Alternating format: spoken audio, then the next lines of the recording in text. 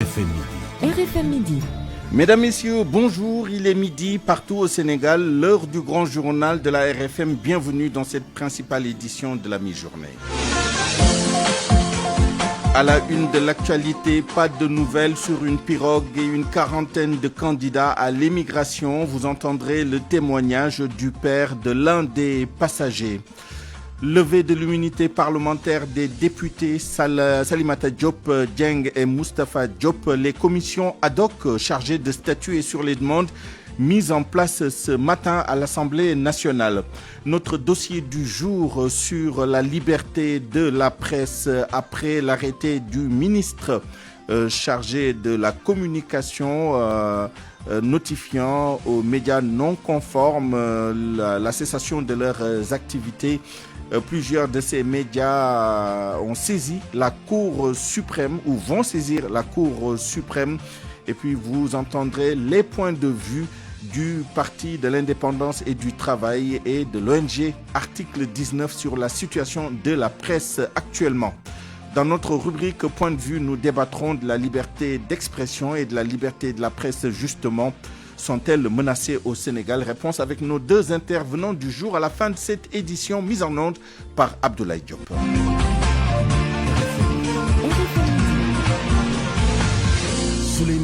Émigration clandestine avec la disparition d'une pirogue avec à son bord une quarantaine de Sénégalais dont 4 enfants. Ils sont perdus de vue depuis le 15 mars à Mbour. La majorité de ces candidats est originaire de Taïba Niassène. El Hadj Amadou Dramé a 2 enfants dans cette embarcation portés disparus, un fils et un neveu, tous mariés. Il lance un appel aux autorités sur les recherches. Il est joint par Awambay. Mon fils et mon neveu font partie de ceux qui ont embarqué. Il y a d'autres jeunes qui habitent également dans les villages environnants, mais ce qui est sûr, c'est qu'ils sont tous de Taïba. Ils sont au moins 39 personnes, c'est ce que tout le monde a dit. Et il y a 4 mineurs, des enfants qui n'ont pas encore atteint l'âge de la majorité. Il n'y a pas de femmes dans l'embarcation. Ils sont partis depuis le 15 et depuis ce jour, on n'a aucune nouvelle d'eux. Ils sont partis de Mbour, c'est ce que les gens racontent. Et depuis lors, vraiment, nous sommes sans nouvelles. On a prié, on a fait des récitals de Coran pour avoir des nouvelles, mais jusqu'à présent, rien de rien. Les gens du village sont allés voir le sous-préfet. Moi-même, je suis allé voir le préfet. Il m'a appelé un jour pour me demander des questions par rapport à ça. Il m'a promis de travailler sur la question, mais jusqu'à présent, rien. On veut que l'État nous aide. Vraiment, nous sommes inquiets. On a entendu qu'il y a une période qui a été arrêtée en Mauritanie. On a envoyé des gens là-bas, mais jusqu'à présent, nous n'avons pas de nouvelles de nos enfants.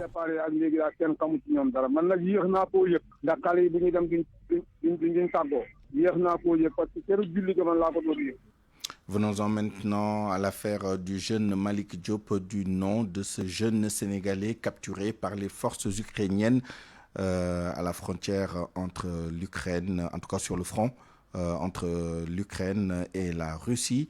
Une affaire qui alimente toujours la chronique à Kaffrine. Sa capture inquiète et secoue sa famille qui est dans une atmosphère de chagrin à Kermandoumbe, son village natal situé dans la région de Kaffrine. Parents et proches lancent un appel à toutes les bonnes volontés, particulièrement à l'État du Sénégal. Ndeye Awabey.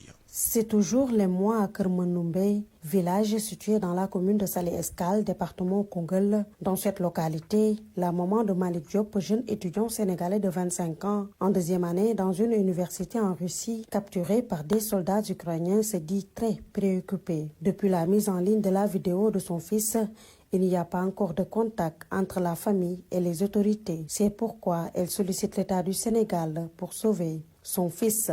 Arambadjan. Je ne peux qu'accepter la volonté divine. À cet effet, j'invite son Excellence le président Bassirou Diomaye Faye à intervenir avec toutes les autorités pour plaider la cause de mon fils. C'est vraiment dur. La diffusion d'une vidéo montrant son garçon aux mains des Ukrainiens n'a pas surpris le père de l'étudiant. Selon lui, la dernière fois qu'il a eu de ces nouvelles, c'était le 15 mars dernier. El Hadj Diop.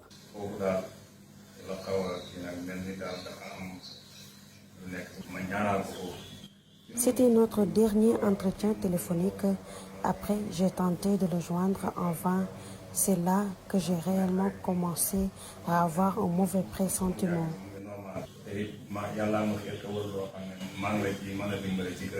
À part la vidéo qui circule sur les réseaux sociaux, les parents de Malick Diop n'ont toujours pas reçu de nouvelles. Ils lancent un appel à toutes les bonnes volontés, particulièrement à l'État du Sénégal, afin qu'ils puissent retrouver leur fils sain et sauf. Ndeye Aoubé, Kaffrine, Radio Futur Média. RFM, la radio de toute l'actualité. Les professionnels des médias vont debout contre le dernier arrêté de leur ministre de tutelle. Plusieurs recours sont annoncés auprès de la Cour suprême au plus tard demain mardi. L'arrêté du 22 avril somme les organes de presse non conformes aux critères définis par la réglementation de cesser toute diffusion ou tout partage de contenu, de support en application des dispositions du Code de la presse. Anna Rocha. 72 heures après la publication de l'arrêté du ministère de la Communication et les premières convocations, les professionnels des médias enclenchent la bataille judiciaire. Avec l'aide du CEDEPS, le Conseil des diffuseurs et éditeurs de presse du Sénégal, un pool d'avocats a été constitué pour les médias lésés par cet arrêté de la tutelle. Selon nos informations, au plus tard demain mardi, la Cour suprême sera saisie non seulement d'un recours en annulation de l'arrêté en question, de l'arrêté ministériel du 22 avril 2025, mais aussi d'un référé comme procédure d'urgence. La Cour suprême pourra se prononcer dans un court délai sur une éventuelle levée de la fermeture des organes concernés. En dehors de cette action collective, d'autres professionnels des médias ont décidé eux aussi de mener leur combat en solo, mais avec les mêmes recours. La société civile est aussi interpellée et des rencontres ont même été entamées. Des centaines d'organes de presse sont visés par l'arrêté du 22 avril du ministère de la Communication. Cette situation ne laisse pas la classe politique et la société civile indifférentes.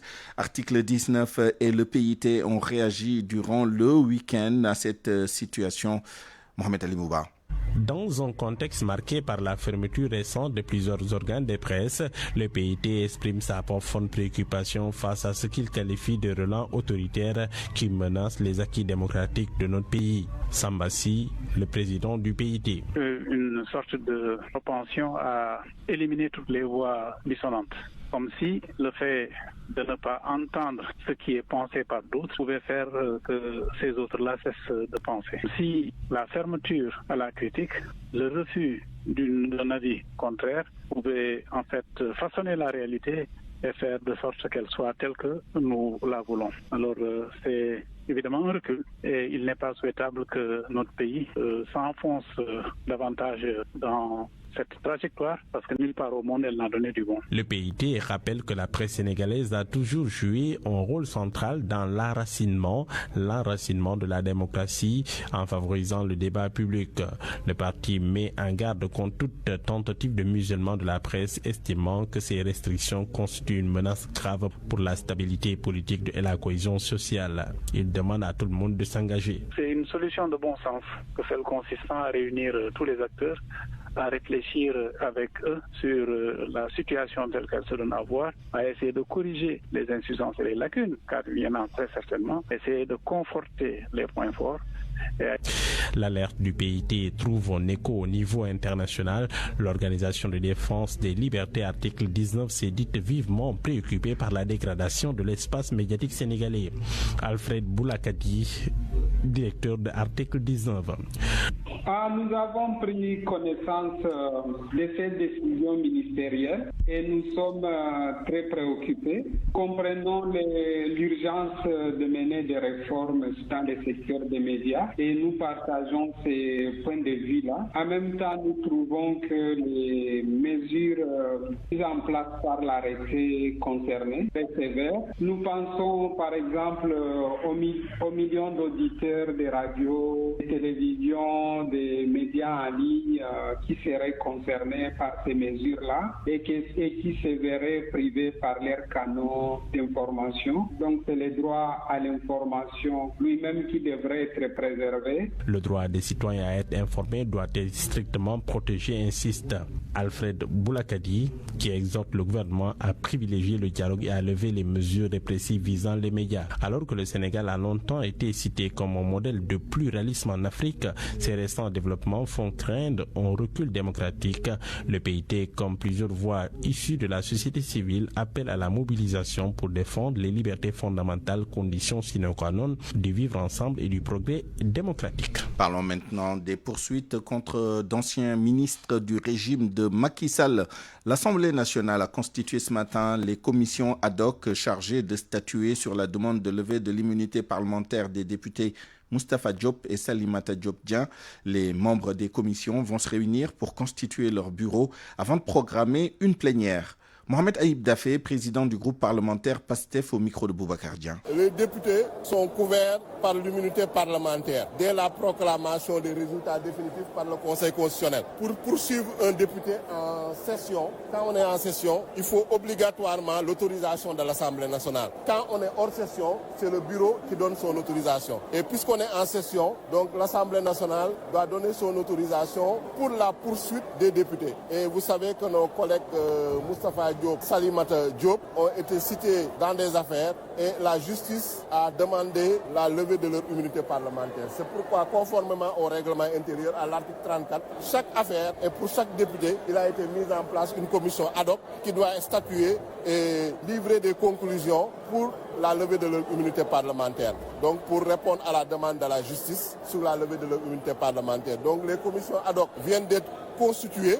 Parce que c'est en commission, chaque groupe parlementaire propose et les représentants des non-inscrits également proposent. Donc tous les groupes et les représentants des non-inscrits sont représentés. Maintenant, il s'agit aux commissions de se réunir pour entendre les députés intéressés et ensuite donner des conclusions à la séance plénière qui va lever ou non l'immunité parlementaire des députés concernés. RFM, l'info, c'est ici. L'info, c'est ici. Le reste de l'actualité nous mène à Linguère où on note une nette baisse des cas de feux de brousse. De 29 l'année passée, ils sont passés à 18 cette année. Le capitaine Massamba Niang, chef du service des eaux et forêts de Linguère, a rencontré la presse locale pour non seulement donner les chiffres, mais surtout demander aux populations de collaborer davantage avec ces services.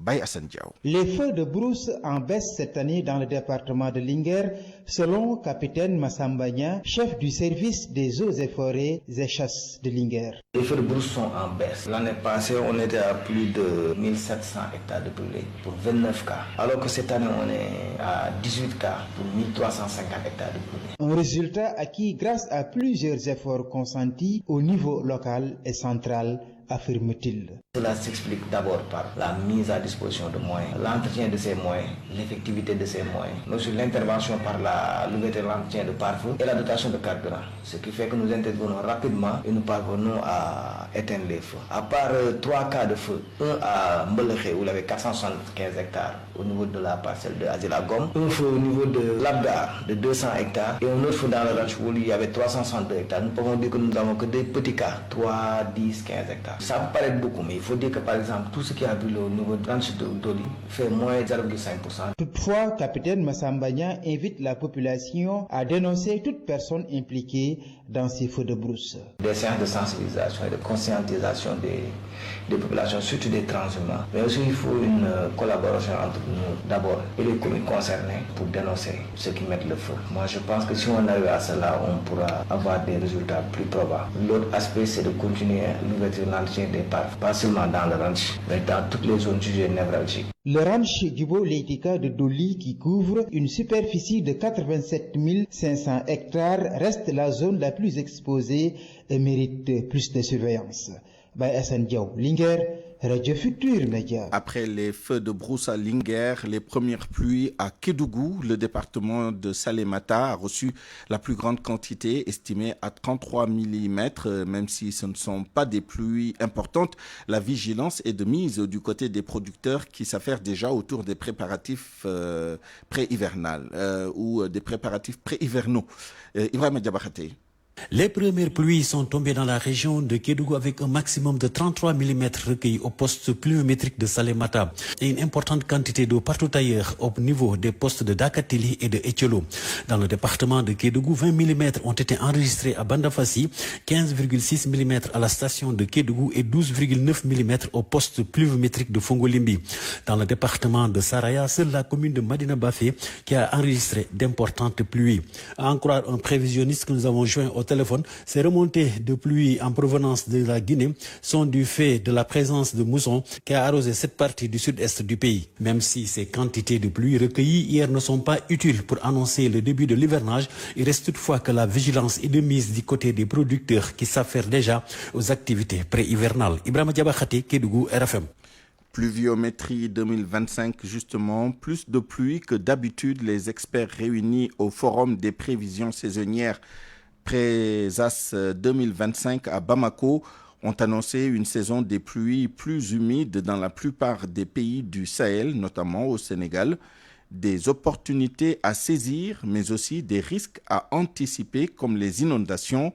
La délégation sénégalaise était représentée par l'ANACIM et la DGPRE, la direction de la gestion et de la planification des ressources en eau. Cette réunion qui s'est donc tenue dans la capitale malienne il y a quelques jours, dont nous allons parler dans un instant avec Koumba Sandiane Faye qui a parcouru le communiqué issu de cette rencontre. Il y aura plus de pluie que d'habitude. L'annonce a été faite par des experts qui se sont réunis à Bamako, là où se tient le forum Présas 2025. À ce forum, la délégation sénégalaise est représentée par l'ANACIM et la DGPRE. Il y aura plus d'humidité dans la plupart des pays du Sahel, du Sénégal au Tchad. Deux types d'hivernage, entre déficitaire normal et excédentaire. Et pour le Sénégal, le démarrage sera aussi normal. Ce qui est rassurant est qu'on aura une fin de saison tardive. Diabel Ndiaye est le chef de service climatique à l'ANACIM. À partir du Tchad, du Burkina et une bonne partie du Mali, du Niger et des autres pays du bassin du golfe de Guinée. Et la deuxième partie de l'hivernage où la situation va s'améliorer un tant soit peu, surtout dans la partie extrême est du Sénégal. Donc extrême est du Sénégal jusqu'à la bande du Sahel, le Sahel centre et le Sahel sud, une situation qui sera excédentaire, une situation qui sera normale dans la frange ouest de l'Afrique de l'Ouest, la Mauritanie, le Sénégal, la Guinée-Conakry, la Gambie et la Guinée-Bissau. Pour cette année, il y aura des opportunités à saisir avec ces fortes pluviométriques, mais il y aura aussi des risques sur lesquels il faudra nécessairement anticiper. Le Sénégal pourrait être impacté par une situation de refroidissement des eaux de surface du golfe de Guinée et au large des côtes sénégalo-mauritaniennes qui pourrait ralentir un tant soit peu la montée de moussons en début d'hivernage. Ce qui explique un peu ce déficit qu'on pourrait noter dans la partie sud du Sénégal et une situation normale dans la partie nord. En termes de démarrage de l'hivernage, on aura un démarrage normal à précoce dans la partie nord par rapport aux dates climatologiques et un démarrage qui pourrait être légèrement tardif dans la partie sud. Ça ne veut pas dire qu'il va pleuvoir. Des risques comme des inondations, des maladies et ravageurs, des séquences sèches. Durant ce forum, des conseils, pratiques et recommandations ont été formulés, comme une prévention des inondations et une gestion de l'eau. L'ANACIM et la DGPRE comptent faire une mise à jour au niveau national dès le retour de Bamako. Avant de clôturer la première partie de cette édition, évoquons l'Assemblée générale des artisans de Touba, rencontre qui leur a permis de faire la liste de leurs difficultés. Ils demandent surtout à être mieux formés pour pouvoir compétir dans le marché. Un plaidoyer porté par la Fédération nationale des professionnels de l'habillement.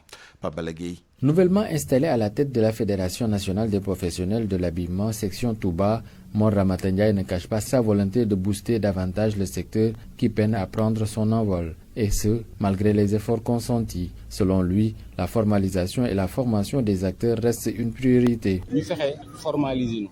D'abord, la formalisation et le renforcement des capacités pour former les jeunes. C'est ce que nous avons retenu aujourd'hui. Comme nous l'avons signalé, un apprenti ne compte pas vivre certaines conditions avec les maîtres tailleurs. Mais si nous bénéficions de soutien avec la FENAF et si les entreprises fonctionnent, on pourra décrocher un apprenti sans difficulté, car on ne parlera plus de rupture d'emploi. C'est notre objectif. Heureusement que les tailleurs ont le matériel. Il ne reste que la la capacitation.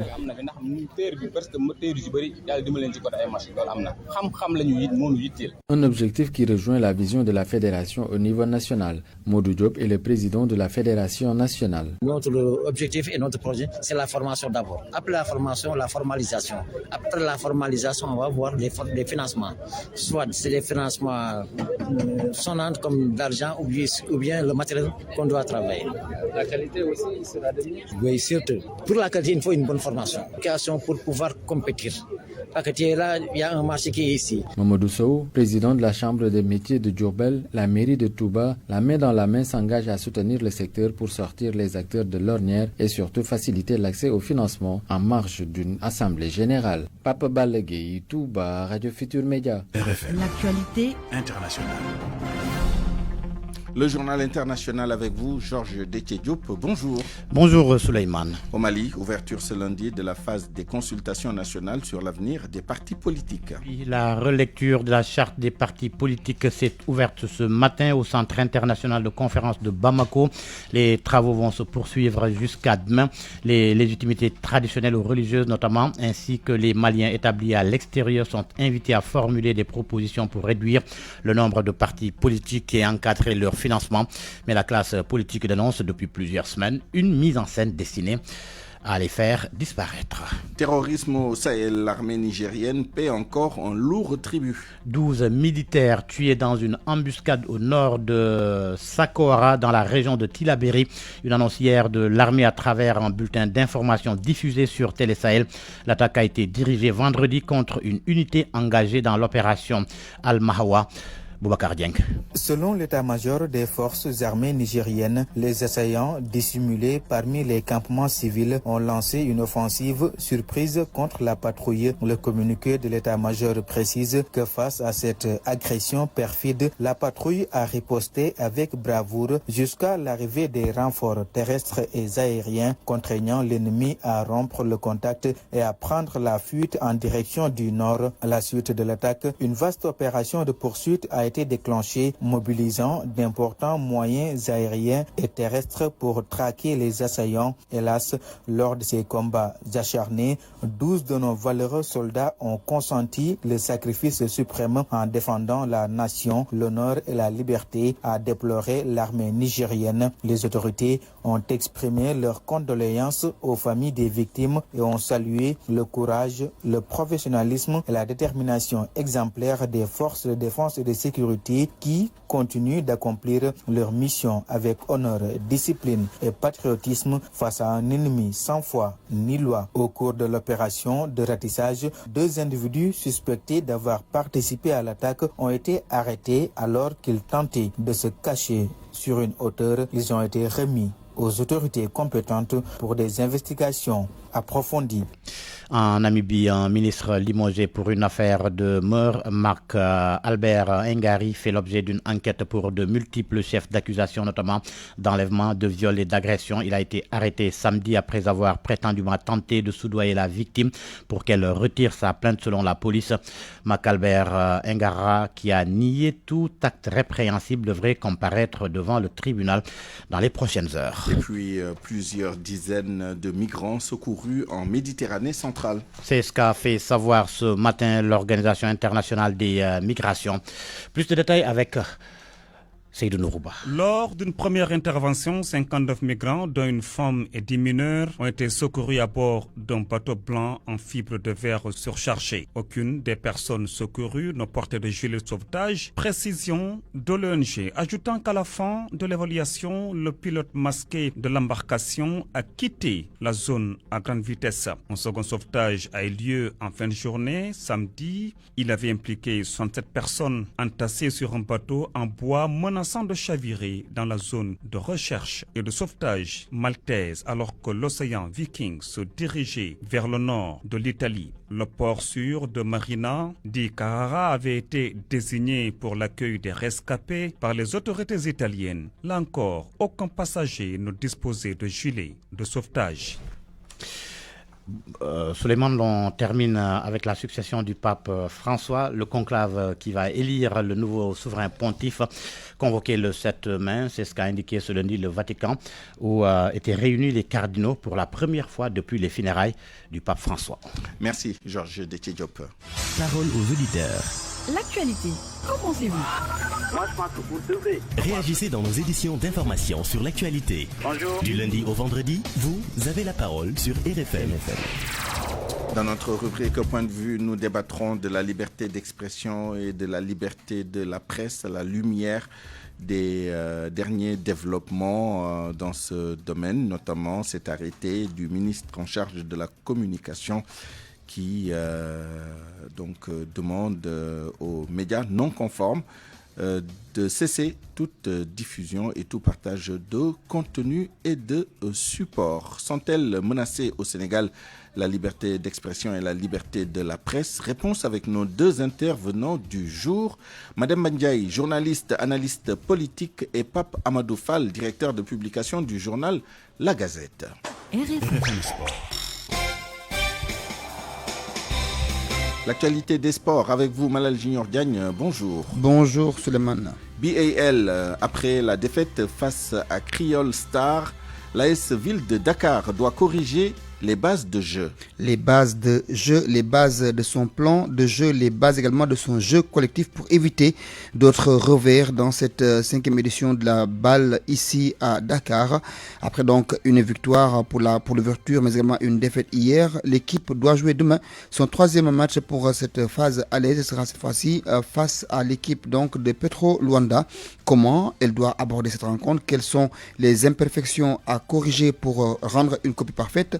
Mor Bassigna, journaliste au quotidien Record, répond à toutes ces questions. Ville de Dakar a fait pour le moment 1/2, une victoire et une défaite. L'équipe est classée 3e de la conférence Sahara, derrière le Petro Luanda, l'US Monastir et l'US Monastir. Pour moi, l'équipe a manqué de rigueur dans le jeu contre Creole Star. Ils étaient beaucoup plus dans la réaction face à une équipe capverdienne bien organisée, qui joue en transition, qui a un basket très très fluide et mène ses attaques jusqu'au bout. Contrairement à la Ville de Dakar où chaque joueur voulait régler le problème, des tirs hasardeux, beaucoup de précipitations dans le jeu, une défense absente, des pertes de balles. Pour moi, c'est ce qui a posé dans cette rencontre-là. Et les frères Almeida, Joël et Ivan, ont posé dans cette rencontre. À eux, ils ont marqué pratiquement 35 points de l'équipe capverdienne sur les 66.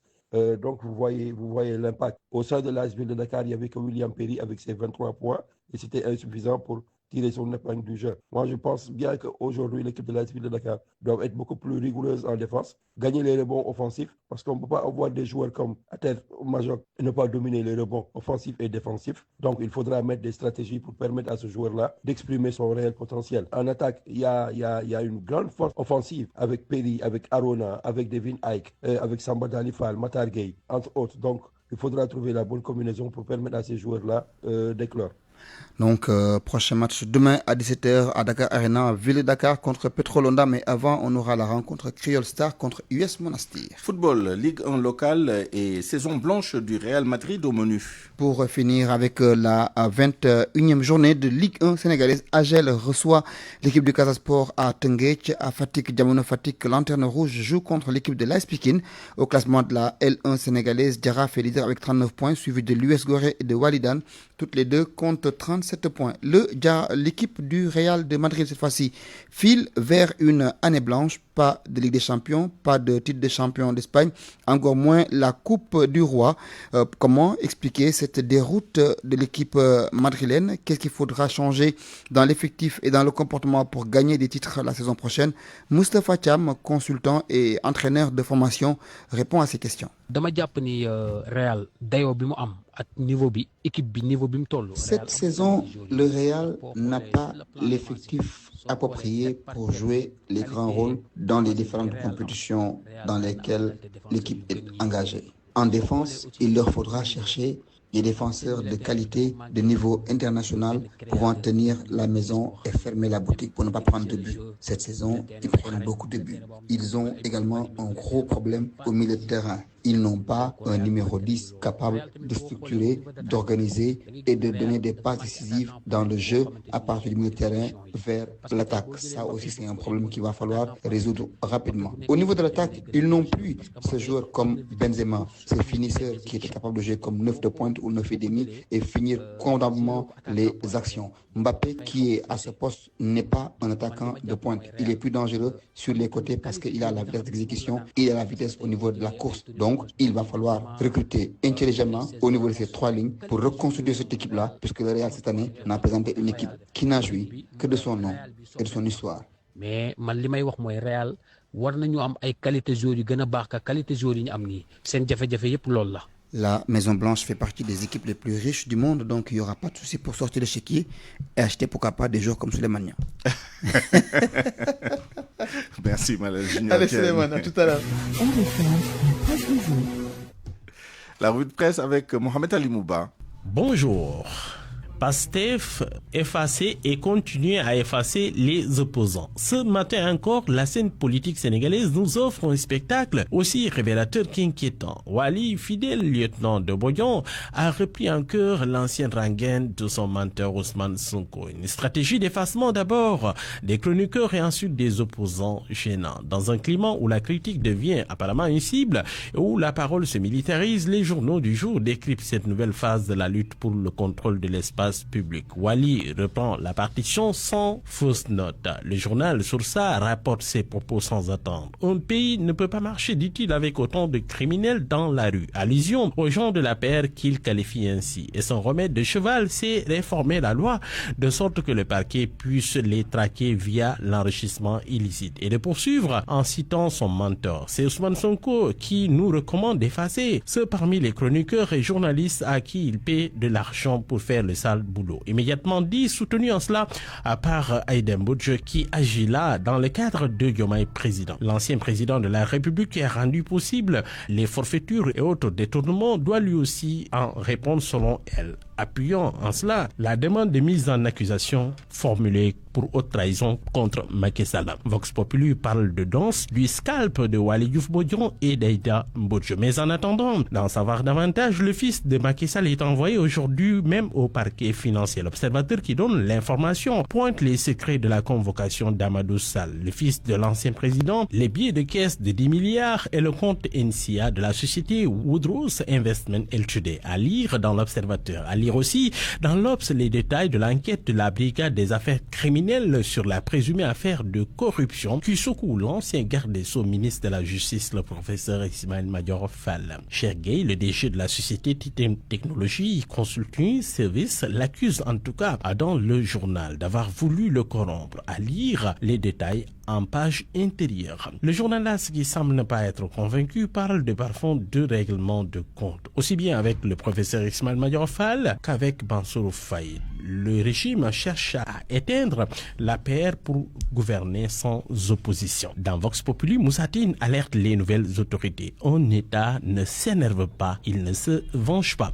Enquête lui revient sur la décision du Conseil constitutionnel. Le journal note que PASTEF jubile, mais c'est de la manipulation du bluff. En fait, si la loi Amadouba était passée, des crimes de sang en lien avec l'exercice d'une liberté publique allaient être amnistiés. Et le journal de se demander quel sort pour les 6 pyromanes présumés du bus de Yarach. Dans le journal Tribune, le juge Ahmedou Dème embouche la même trompette. Pour lui, c'est un gros camouflet du parti au pouvoir. En fait, PASTEF cherchait à organiser une impunité pour ses propres partisans. Il a subi une défaite morale en tant que majorité. Depuis près d'un an, nous observons des pratiques que nous avons toujours dénoncées et qui devraient être disparaître, a-t-il encore soutenu. À la une du journal Le Quotidien, la retraite politique de Moustapha Niasse, la fin d'une histoire, titre le journal.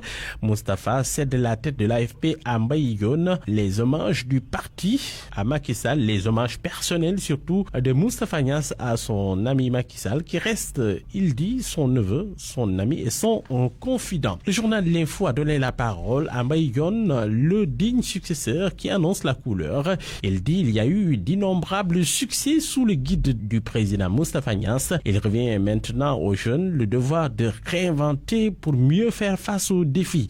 Les réformes et les adaptations nécessaires seront les tout premiers chantiers de la nouvelle direction, a-t-il assuré. Et puis, les fraudes au visa pour le Hajj, le journal Le Quotidien pointe les mises en garde de l'Arabie Saoudite. À sa page 4, le journal constate que l'Arabie Saoudite essaie de lutter contre les fraudes au visa en amont du Hajj. La délégation générale au pèlerinage dit avoir appris des autorités saoudiennes l'existence de cas de fraude liés au visa du pèlerinage qui impliqueraient des voyagistes privés. Bonne lecture à tous. Point de vue. Regard croisé sur l'actualité du jour. À 12h35, bienvenue dans notre rubrique Point de vue. Arrêté ministériel demandant aux médias non conformes de cesser toute diffusion et tout partage de contenu et de support en application de la réglementation, notamment du code de la presse, des journalistes et des chroniqueurs convoqués qui à la division de la cybersécurité, qui à la DIC, la liberté d'expression et la liberté de presse sont-elles menacées au Sénégal à la lumière de ces événements? Réponse avec nos deux intervenants du jour. Madame Bandiaï, journaliste et analyste politique, bonjour. Bonjour. Alors, Grand Mademba, je vais l'appeler, hein, c'est notre aîné. C'est Souleymane Niang. Alors, Mademba, une question peut-être pour commencer.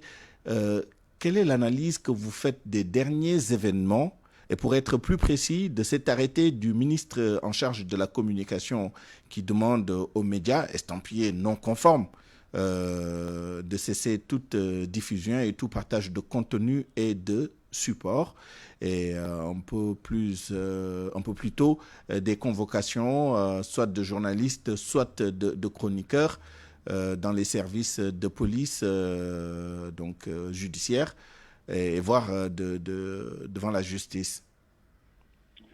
Oui, bonjour Souleymane. Alors, ponctuellement sur l'arrêté, je pense que c'est difficile de se prononcer sans avoir une certaine profondeur par rapport à ce qui se passe depuis un an. J'ai comme l'impression qu'il y a une sorte de quiproquo entre le pouvoir exécutif et la presse. Une sorte d'animosité que rien ne justifie d'ailleurs. Quand je regarde le profil des gens qui sont au ministère, je connais certains, et des gens qui sont dans la presse, je connais pratiquement tout le monde. Je ne comprends pas que ces deux entités-là n'aient pas eu la possibilité ou simplement l'idée qu'au fond, organiser la liberté de presse au Sénégal implique des discussions quasiment permanentes entre le pouvoir exécutif et la presse. Pour autant que le pouvoir exécutif a comme responsabilité la garantie du respect de la Constitution, notamment en ce qui concerne la liberté d'expression et la liberté de presse. Et que ceux qui en jouissent sont les journalistes et les éditeurs, qui eux aussi ont intérêt à ce que tout se passe normalement pour que chacun puisse faire son travail. Donc je ne comprends pas cette querelle de longue durée qui a abouti à la notification, j'ai vu quelque part, que le ministère avait pris la décision de faire cesser la publication, je ne sais pas s'il y a de la presse écrite ou pas, mais en tout cas d'organes de presse qui n'auraient pas répondu aux principes, qui n'obéissent pas à la loi. Du point de vue simplement de la lecture pratique, si on devait interdire toute société qui n'obéit pas à la loi, on fermerait toutes les entreprises du Sénégal. Parce que dans chaque entreprise, il y a une violation de la loi qui est en train de... Soit on ne paye pas le salaire à quelqu'un, soit on ne lui a pas donné ses congés, etc., etc. Donc la violation de la loi est une permanence qui est réglée de façon individuelle par la personne qui en pâtit, qui va voir le secteur du travail, le juge, etc., etc. Maintenant, avoir une appréciation globale d'une presse qui en disant elle ne respecte pas la loi, quelle loi et qui doit déterminer le respect de la loi pour prendre ce genre de décision. Il est évident cependant que le pouvoir exécutif a le droit de fermer un journal, a le droit de faire cesser la diffusion d'un programme. Mais ça, c'est organisé. C'est organisé par la loi. Il faut des circonstances exceptionnelles il faut qu'il y ait un délit qui est en train de se passer, c'est toujours du flagrant délit d'ailleurs, ou qu'on ait la certitude que le délit va se réaliser. Avant que ça ne se réalise, le pouvoir exécutif, et c'est son droit, et même c'est son devoir, j'allais dire, interdit la diffusion, etc. Et donc ça, c'est organisé. Mais là, je ne comprends, moi je ne suis pas juriste, je ne comprends pas les raisons pour lesquelles ces organes de presse ont été fermés.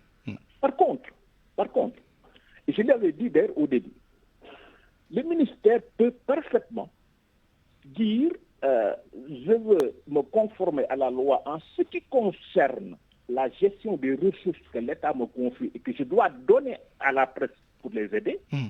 Je donne mes critères. Parmi ces critères-là, il y a la conformité par rapport au code de la presse. Celui qui n'est pas conforme ne recevra pas de fonds publics. Et ça, c'est normal, je pense. Ça permet d'assainir et ça permet de ne pas donner l'argent à n'importe qui. N'est-ce pas? L'argent public, c'est nos impôts de nous, c'est l'argent de l'État. N'est-ce pas? Et donc, c'est des critères qui sont fixés. Et c'est parfaitement normal que le ministère lui dise, moi, ça ne me gêne pas. Mais sauter de là pour interdire maintenant l'apparition d'organes de presse me semble un peu trop. Et donc, je pense que, bon, on est dans un état de droit, le pouvoir exécutif peut prendre des décisions, les gens qui en participent peuvent aussi, si ces gens le désirent, saisir la Cour suprême, je crois. C'est exactement ce qu'ils vont faire. Dans l'excès de pouvoir. Oui, il y a un juge de l'excès de pouvoir et ce juge va apprécier.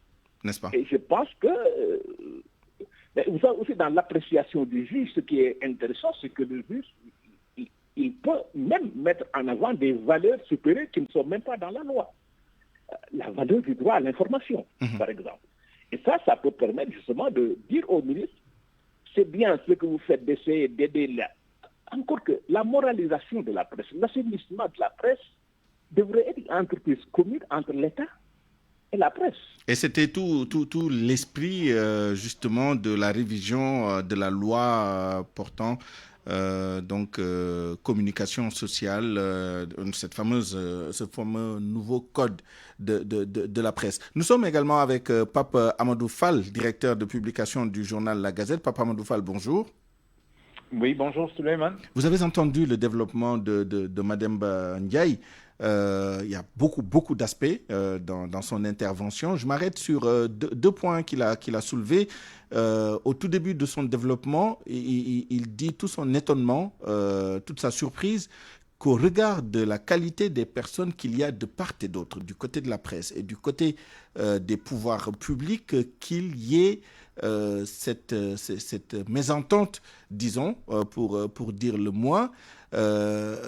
D'après vous, et il ajoute aussi d'autre part que il faut trouver un juste milieu entre le respect de la Constitution et peut-être même de valeurs supérieures et la loi telle qu'elle veut, telle que les autorités veulent l'appliquer de façon rigoureuse, de façon un peu, agressive avec l'arrêt de la publication de certains médias. D'après vous, où faut-il mettre le curseur? Et en ce qui concerne l'incompréhension entre les deux parties, est-ce que ce n'est pas la politique qui est passée par là, des autorités supérieures au ministre de la Communication? Bonjour d'abord à Madame Ba et à l'ensemble de vos auditeurs. Il y a manifestement un manque de sérénité. C'est ce qui nous amène dans cet imbroglio. Moi, je le qualifie d'imbroglio tout simplement parce que l'autorité a le droit, le ministère a le droit de dire « je crée, je lance mon annuaire ». Parce qu'à la vérité, c'est cela. Venez vous inscrire si vous voulez bénéficier des deniers de l'État. C'est ce regard que j'ai. Venez vous inscrire. Je lance mon annuaire. Les organes qui veulent s'inscrire n'ont qu'à venir s'inscrire. Je vais les répertorier selon, maintenant, une grille que je mets en place en allant dans le sens du respect, d'abord, de la Constitution, mais également des orientations qui sont prises pour réguler le secteur de la presse de manière générale. C'est-à-dire que... Oui, mais Papa Modou-Fall, vous avez noté le glissement entre l'enregistrement, la reconnaissance du média par les pouvoirs publics et finalement l'autorisation de ces médias-là. Mais c'est pourquoi, Souleymane, je dis, soyons sereins. Moi, aujourd'hui, directeur de publication, l'on me dit, inscrivez-vous dans un annuaire. J'ai dit, mais je n'ai pas besoin de m'inscrire dans cet annuaire parce que tout simplement,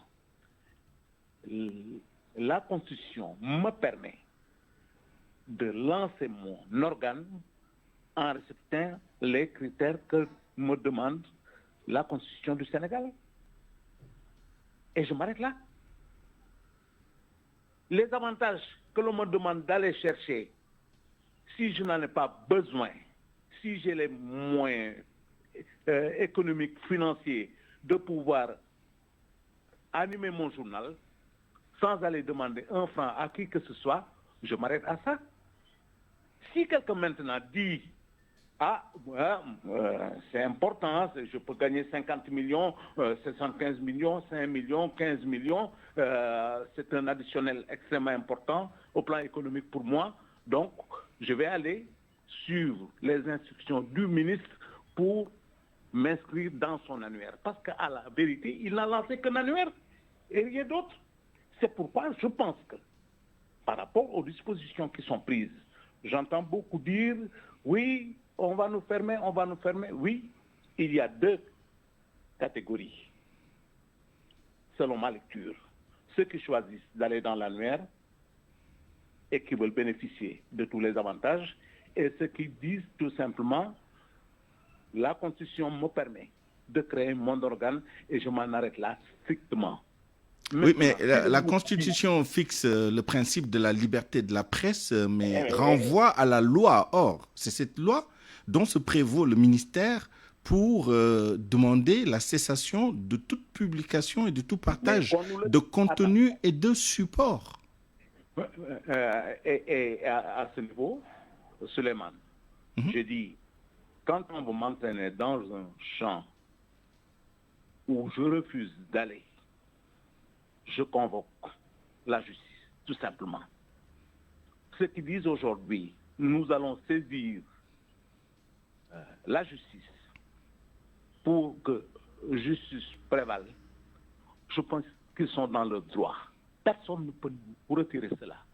Je dis nous parce que la Gazette, mon magazine, fait partie de ceux qui ne sont pas inscrits. Parce que c'est un choix que nous avons fait. Personne ne peut nous obliger à nous inscrire dans un annuaire. Et ça, je le défendrai bec et ongle. Les dispositions de la loi me permettent d'exister.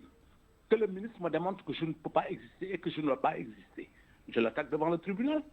Et c'est ce que certains médias qui se sentent lésés vont faire cet après-midi et demain en saisissant la Cour suprême par deux procédures, donc pour abus de pouvoir et pour attaquer l'arrêté en tant que tel par une procédure d'urgence. Et je pense que c'est la seule démarche qui nous est offerte aujourd'hui. N'est-ce pas? Justement, je vais poser la question à Mme Bandiaï. En revenant à ma question initiale, est-ce que la liberté d'expression et la liberté de presse sont en danger au Sénégal? Et outre la saisine de la Cour suprême par certains médias, individuellement ou collectivement, y a-t-il d'autres manières de faire? Je rappelle que vous avez dirigé le syndicat des professionnels de l'information et de la communication du Sénégal, d'abord de mémoire d'ancien secrétaire général du SYNPICS et d'observateur averti du paysage médiatique, non seulement du Sénégal, mais dans la sous-région et dans toute la région africaine. A-t-on déjà connu une telle situation? Et en dehors des voies légales, quels sont les champs qui peuvent s'ouvrir aussi pour mobiliser la presse au niveau national et international pour faire face à cette situation, d'après vous? La question elle est longue, elle est assez compliquée pour quelqu'un qui n'est plus militant actif. Mais enfin, je veux quand même un peu revenir en arrière. Je pense que Souleymane, l'un des problèmes qu'on a au Sénégal, c'est la précision dans les termes. Ce n'est pas par hasard si la Constitution du Sénégal parle de liberté d'expression et de liberté de presse. C'est deux choses qui sont différentes. Absolument. La liberté d'expression garantit à tout citoyen le droit d'avoir des idées et de les faire circuler. N'importe quel citoyen, même sans aller au tribunal machin, peut parfaitement prendre ses idées, les mettre sur un papier et vendre le papier. Ce n'est pas un journal, ce n'est pas de la presse. Il exprime ses opinions par l'écrit, il les vend s'il le veut, ou il les donne gratuitement. La liberté de presse, c'est autre chose. C'est des garanties que l'État donne pour une certaine entreprise qui a un certain rôle et qui est définie, etc., etc., etc. Et je pense que c'est la confusion des deux mêmes qui pose problème. Maintenant, dans la situation actuelle, moi, je pense vraiment qu'on n'aurait jamais dû prendre des décisions jusqu'à aller devant la Cour suprême. Je rappelle également que, parce que ça aussi on oublie, tu m'excuses, parce que ça n'a pratiquement rien à voir avec le point de vue. Les fondements de la liberté de la presse au Sénégal reposent sur un procès qui a été intenté quand il était difficile d'intenter un procès. C'est Abdourahmane Cissé qui avait sa lettre fermée qui a été interdite par le pouvoir exécutif et qui avait saisi la Cour suprême. Ça a duré 5 ans, je crois, et la Cour suprême a dit que l'État n'a pas le droit de saisir et d'interdire un organe de presse privée à l'époque. Ça fonde un peu toute notre histoire par rapport à la liberté. Je pense que vraiment les interdictions, les procédures-là devraient être une exception. Et moi, mobiliser les forces du ministère de l'Intérieur pour aller cueillir des journalistes ou pour fermer un organe de presse me semble vraiment excessif et pas nécessaire. En général, dans ces situations-là, ce qui se passe, vous savez, dans ces situations-là, je ne sais pas quel est